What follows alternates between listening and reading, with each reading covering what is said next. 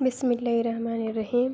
السلام علیکم دوستو، السلام علیکم ورحمۃ اللہ وبرکاتہ۔ دوستو، کیا عید میلاد النبی منانا چاہیے؟ دوستو، کیا آپ کو پتہ ہے کہ 12 ربیع الاول کو روزہ رکھنا کیسا کچھ لوگوں کہتے ہیں کہ 12 ربیع الاول کو روزہ رکھنے کا ثواب زیادہ ہے۔ ہمارے پیارے نبی رسول صلی اللہ علیہ وسلم پیر کے دن روزہ رکھا کرتے تھے۔ تو ایک دن صحابہ نے پوچھا، یا رسول اللہ، آپ پیر کے دن روزہ کیوں رکھتے ہیں؟ تو ہمارے پیارے نبی حضور صلی اللہ علیہ وسلم نے ارشاد فرمایا کہ میں پیر کے دن اس لیے روزہ رکھتا ہوں کیونکہ اس دن میں میری پیدائش ہوا اور اس دن ہی میرے اوپر پہلی وحی نازل ہوئی۔ تو اب لوگ یہ سمجھتے ہیں کہ 12 ربیع الاول کو پیدائش کا دن ہے، اس لیے 12 ربیع الاول کو روزہ رکھتے ہیں۔ تو دوستو، خوب اچھی طرح سے سمجھ لیجئے کہ اور یہ آپ سبھی کو سمجھنا کیوں ضروری ہے۔ دوستو، یہ بھی سمجھیے کہ آپ دیکھیے، ایک چیز جائز ہے، سنت نہیں ہے۔ اگر سنت سمجھ کر کریں گے تو پھر گناہ ہے۔ ایک چیز جائز ہے تو جائز سمجھ کر کیا جائے، اگر مستحب کو سنت بنا لیا جائے تو اور سنت کو اتنی ویلیو نہ دیا جائے تو وہ گناہ ہے۔ اسی کو اللہ کے نبی صلی اللہ علیہ وسلم نے ارشاد فرمایا کہ یہ بدعت ہے۔ بدعت کس کو کہتے ہیں؟ کہ جو چیز دین میں نہیں تھی، آپ نے اس کو دین سمجھ لیا۔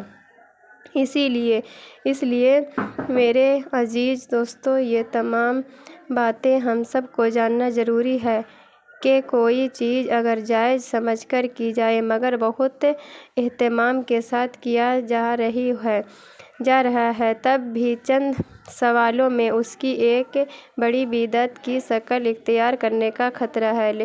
بلکہ یقین ہے، کیونکہ آج کے ٹائم پہ جتنی بھی بڑی بدعتوں کو دیکھیں گے، جب وہ شروع ہوئی تھی تو بہت چھوٹی سی شروع ہوئی تھی۔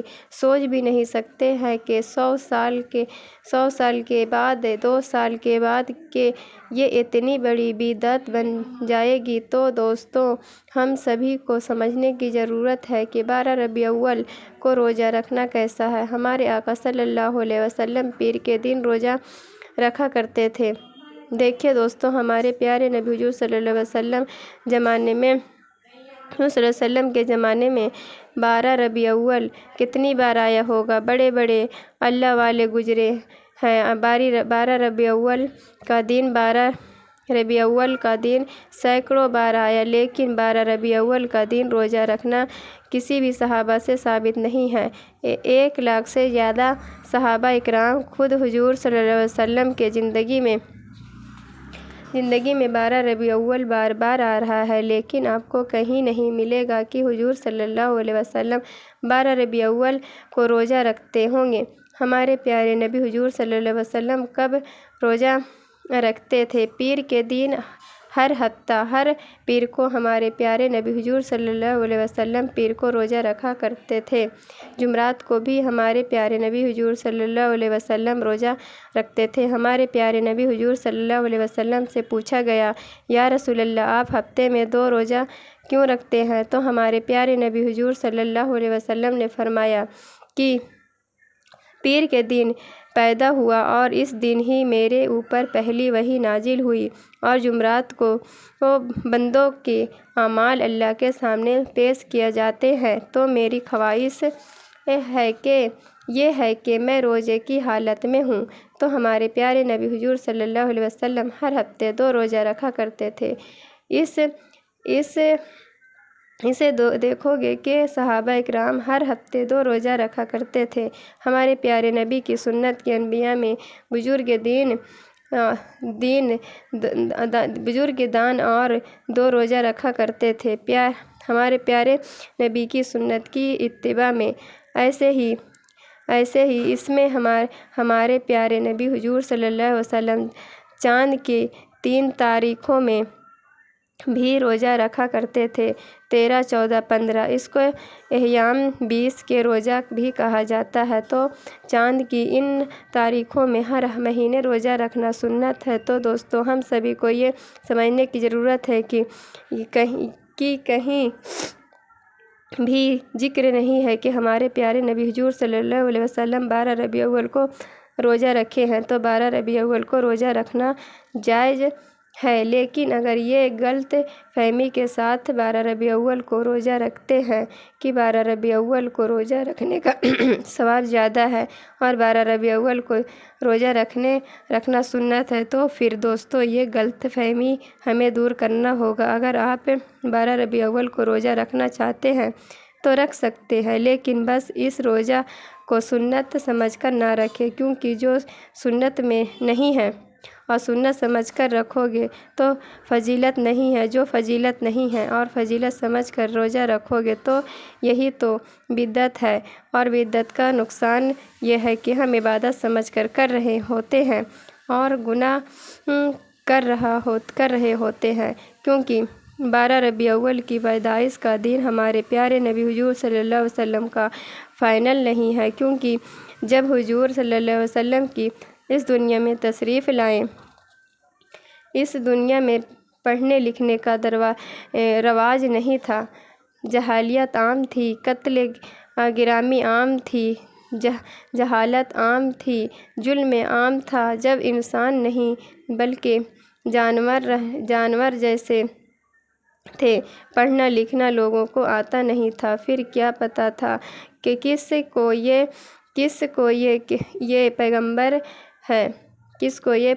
है, हुजूर सल्लल्लाहु अलैहि वसल्लम जब पैगंबर बनाए गए, जब हुजूर ने 40 साल के बाद, जब 40 साल की उम्र में नबूवत का ऐलान हुआ, तो हुजूर ने तालीम को आम किया, पढ़ने लिखने का रिवाज आम हुआ।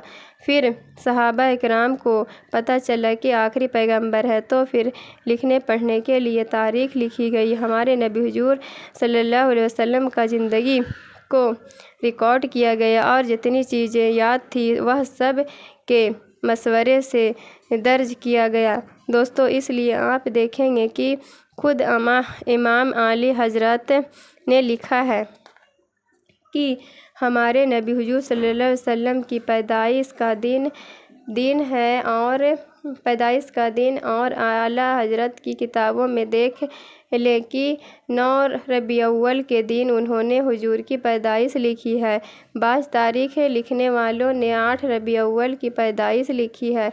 हाँ, 12 रबीउल अव्वल को हुजूर की पैदाइश हुई है, ये मशहूर है, लेकिन फ़ाइनल नहीं है, क्योंकि हुजूर की पैदाइश के दिन में बहुत सारे अक़वाल हैं। मैं बस इतना कहना चाहती हूँ कि दोस्तों, 12 रबीउल अव्वल को रोज़ा रखना जायज़ है, रख सकते हैं, कोई बात नहीं, पर 12 रबीउल अव्वल को ये रोज़ा रखना ये सुन्नत और कोई बहुत ज़्यादा फ़जीलत वाला अमल नहीं है। दूसरा कि हम हुजूर की मोहब्बत चाहते हैं कि भाई रोज़ा रखे, तो अब जो पीर आ रहा है तो उसमें रख ले, उस पीर में रोज़ा रख ले, क्योंकि पीर को रोज़ा रखना सुन्नत है। हुजूर से साबित जो है, हमें वही काम करना चाहिए जो हुजूर से साबित है।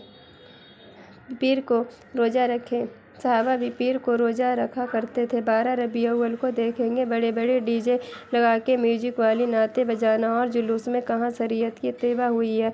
दोस्तों, हमें हुजूर सल्लल्लाहु अलैहि वसल्लम की सुन्नत के मुताबिक सारे काम करना चाहिए। अगर 12 रबीउल अव्वल मनाना है तो ज़्यादा से ज़्यादा दरूद शरीफ पढ़े। अगर वीडियो अच्छी लगे तो शेयर करें। अस्सलामु अलैकुम व रहमतुल्लाहि व बरकातहू।